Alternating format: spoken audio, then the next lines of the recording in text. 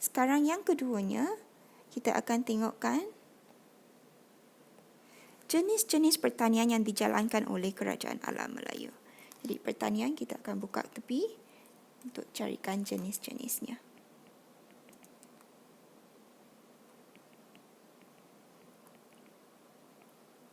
Okey, untuk tengokkan jenis-jenis pertanian, ada 3 cabang yang paling besar. 3 cabang yang paling besar. Nombor 1, rempah ratus. Yang keduanya, tanaman padi. Yang ketiga tu yang lain-lain. Okey. Yang pertama kita tengokkan rempah ratus dahulu. Kalau kita tengokkan rempah ratus, ada 3 yang paling utama, iaitu buah pala, bunga cengkeh dan lada hitam. Ingat tak semua gambar-gambar yang kamu carikan hari itu?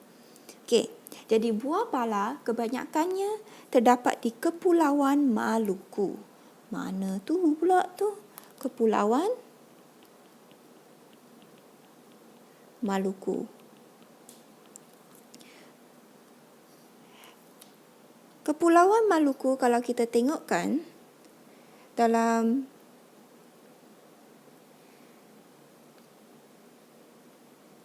peta ni, dia berada di kawasan yang tepi-tepi kat sini. Kat tepi. Jadi yang paling dekat tu ialah Kerajaan Majapahit lah yang buatkan. Besar kemungkinan ni Kerajaan Majapahit. Kemudian bunga cengkeh juga kalau kita tengokkan, dia kebanyakannya diusahakan di Pulau Bandar. Pulau Bandar juga berada di kawasan tepi-tepi ini. Jadi kerajaan yang paling dekat dengannya ialah Kerajaan Majapahit. Kemudian lada hitam juga, dia berada di bahagian Sumatera, iaitu kat sini, Kerajaan Sriwijaya, dan Pulau Jawa, iaitu sini, Kerajaan Majapahit.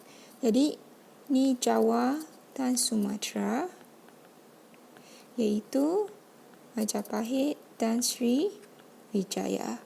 Tetapi, kena ingatkan pada masa Kerajaan Alam Melayu, dia pada masa-masa yang lain, semua tempoh masa yang lain, semua tempat kepunyaan ni, semua pulau-pulau ni, dia tukar Kerajaan Alam Melayu. Jadi bukan semestinya Majapahit sahaja atau Sriwijaya, dan juga nanti kita akan belajar ada banyak perdagangan yang berlaku. Jadi lain-lain kerajaan mungkin pada masa yang tak sama dia menakluk tempat itu.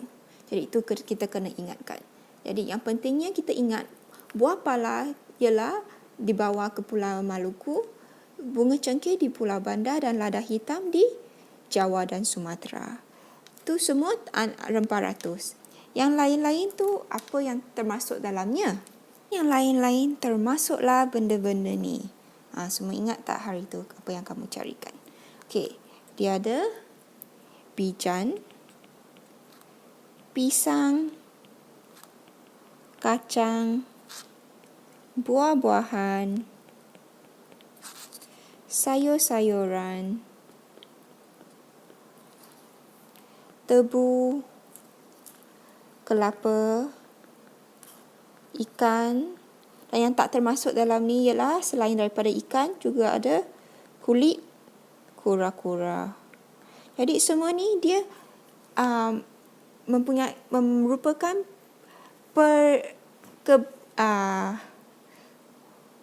merupakan tambahan hasil, lebihan hasil tanaman dan akan dipasarkan kepada orang lain.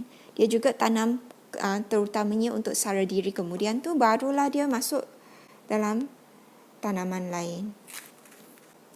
Tanaman yang terakhir sekali, iaitu yang paling penting untuk Kerajaan Alam Melayu, ialah tanaman padi. Jadi, tanaman padi. Mengapa tanaman padi merupakan tanaman yang paling penting? Sebab sebahagian besar kawasan alam Melayu ditanam dengan padi. Kalau tadi kita tengokkan tu, di bahagian ni,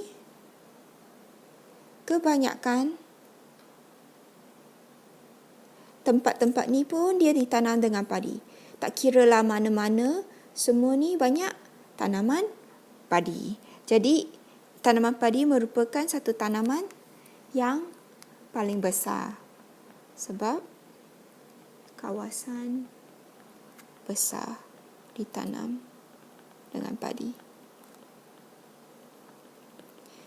Selain itu, nasi kalau kita tengokkan, ingat tak siapa yang carikan gambar ni?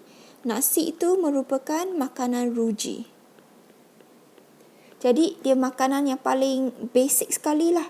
Setiap orang makan. Sampai hari ni ada tak? Hari ni kan, sampai hari ni pun kita makan nasi. Tiap-tiap kali kita makan pun ada nasi juga.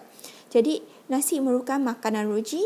Jadi dia merupakan tanaman yang paling besar pada masa kerajaan alam Melayu. Jadi, dia ada 3 kawasan yang terbesar, iaitu, kalau kita tengokkan, tadi cikgu kata tengah-tengah ni ada sungai kan? Kawasan Sungai Mekong. Jadi, 3 kawasan besar. Yang pertama tu, Sungai Mekong. Sungai Mekong di tengah-tengah ni.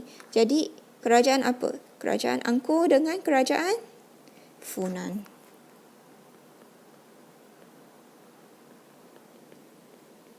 Dan juga kerajaan Champa dekat sini, atas sini. Nampak tak? Kerajaan Champa. Dan yang kedua ialah kawasan Pulau Jawa. Pulau Jawa ni ialah tepi yang bawah sini. Jadi kerajaannya ialah kerajaan Majapahit yang banyak usahakan padi. Dan yang ketiga sekali ialah kerajaan di kawasan pedalaman Palembang. Dapat tengok tak Palembang kat mana? Ni. Sriwijaya kat sini. Iaitu Pulau Sumatera. Iaitu kerajaan Sriwijaya. Jadi kalau kita tengok balik tadi, kriteria kejayaan kita boleh menjelaskan jenis-jenis pertanian. Ada 3 jenis pertanian, iaitu rempah ratus, padi dan lain-lain.